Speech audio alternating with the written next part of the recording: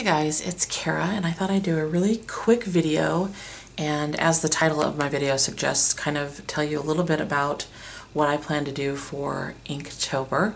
This is the first year that I'm participating in the challenge, and I'm really kind of doing it because I did that watercolor challenge for One Book July. That really helped me kind of get back into creating art. Not necessarily just watercoloring, but doing it every day. I've been really working in my art journal a lot more, which I'll share in another video. I've been playing around a lot more with my supplies, and sketching is one of the things that I've started to do a little bit more, but I'm hesitant to do it with ink. So I'm hoping that this challenge will help me with some of those things.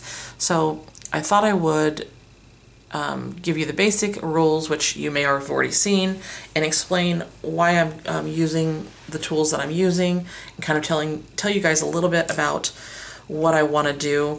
I'm kind of basically doing this so that you guys, to a degree, help me be accountable for completing the challenge, because this is it's a little bit more intimidating to me than the watercolor one for some reason, although that one was a little scary as well. But anyway, I'm going to stop rambling and give you a little bit of information. So for those of you who don't know, the official rules of Inktober are pretty simple. You basically make a drawing in ink, post it online, hashtag it with Inktober and Inktober 2017, and repeat every day of October. So I'm not 100% sure, if I'm being very honest, that I will be putting them online every single day. I'm just not sure I'm going to have that kind of time. I plan at some point to do a video or two, kind of like I did with the watercolor journal I worked on, but we'll just have to wait and see if I actually put it on Instagram or something, but we'll see what happens. So anyway, I wanted to keep it small, so I went through all of the sketchbooks I already have.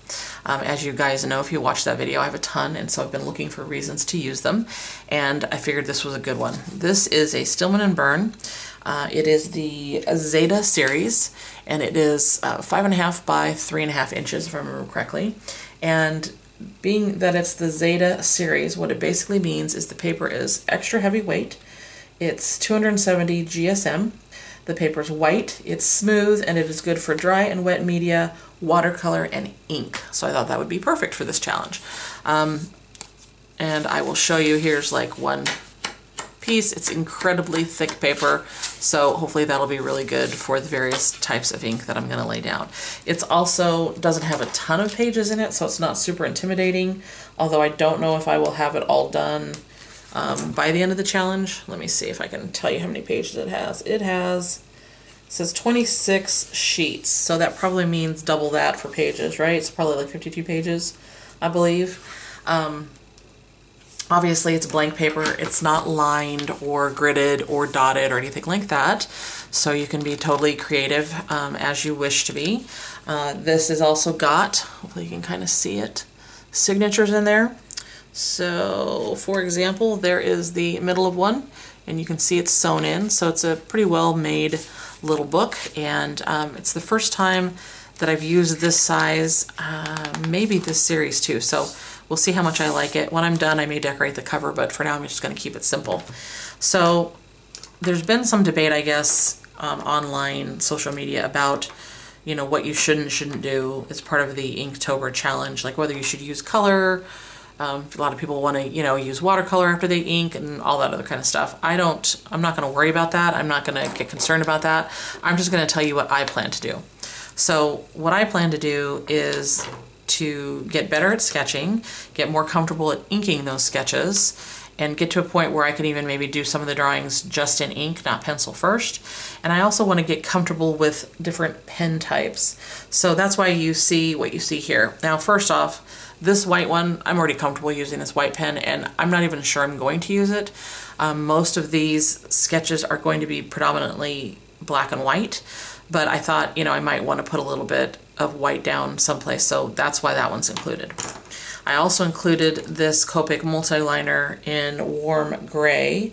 It is a 0.1, which means it's pretty darn small. And I use that one, or I'm including this one again just for perhaps shading purposes.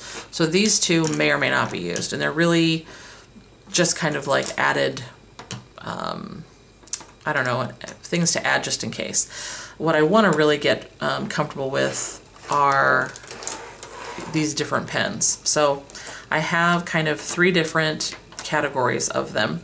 I picked these 3 for kind of more of the technical type pens. They're more exact in their lines. So I have a Staedtler pigment liner in 0.3. I have a Rotring Tiki Graphic in 0.1. And then I have the Copic Multiliner SP in 0.3. So I know that these two are going to be very similar, but I've had this really nice, rather expensive Copic for a while, and I thought I should really see if I like it. The pen bodies themselves for these two are similar, but the Copic is a little bit bigger. So we're going to give those a whirl. And basically, you know, they have the similar kind of fine tip nib to them. They should lay down a nice, consistent, straight line themselves. My hand may make them wobble, but they should be pretty clear and crisp. Then I have a couple fountain pen type nibs that I want to use. This is one I've used a little bit before. This is the Platinum Carbon ink pen. A lot of people have used it. I think it's a really nice, cool pen. It's a very small nib. It is very much a fountain pen. So I don't know why I said fountain pen like before, but it has an ink cartridge in it, and it is carbon black ink in there. So that's permanent ink. I have that. And then you will have seen this in my September haul video. This is a Copic drawing pen, but it has kind of a nib-like on it, similar to a fountain pen. So I thought I would use those to get familiar with that kind of inking. And then lastly, I picked 3 of my brush nibs to use. Now this one is a Tombow, if I remember correctly. Yeah, it's a Tombow brush pen, and it's got more of a firm or hard, small brush tip to it. That one's easier for me to use. I've done a little bit of practice of brush lettering. I'm not good at it yet, but I have used this to practice. This was a new one that I picked up. Again, you'd see it in my September haul video. This is a Copic Multiliner, but it's a brush nib, okay? And it's obviously a little bit bigger and a little bit softer than that first one. And then this pen I've had forever. It is a, I'm trying to remember the brand. Oh my gosh, Pentel something? Yeah, Pentel Color Brush, okay? So I just actually took the band off of this one to ink up the nib yesterday, and it is huge. So truly scary to use, but I'm going to give it a try. And so those are the pens that you're gonna see me attempting, well, these are the pens you're going to see me attempting to use. My goal for Inktober, again, I'm hoping you guys will keep me accountable, in doing some sort of ink sketch every day, or doodle, I'm not going to make it as fancy as a sketch necessarily, is really not so much to draw something realistic or even good. It's really to get comfortable with using these pens and laying down the ink in good solid lines and understanding how they work and how to use them in the best way that I can. So that's kind of the goal. That's why I decided to do it. I think that practice really helps with these kind of things. I'm not going to turn into a fantastic illustrator artist in, 31 days, but hopefully I'll be a little bit better able to use these pens. So that is what I'm doing for Inktober. If you guys are participating, feel free to share down below what you're doing. I would love to know. If you have YouTube channels and you're going to be sharing videos on your process, that would be awesome as well.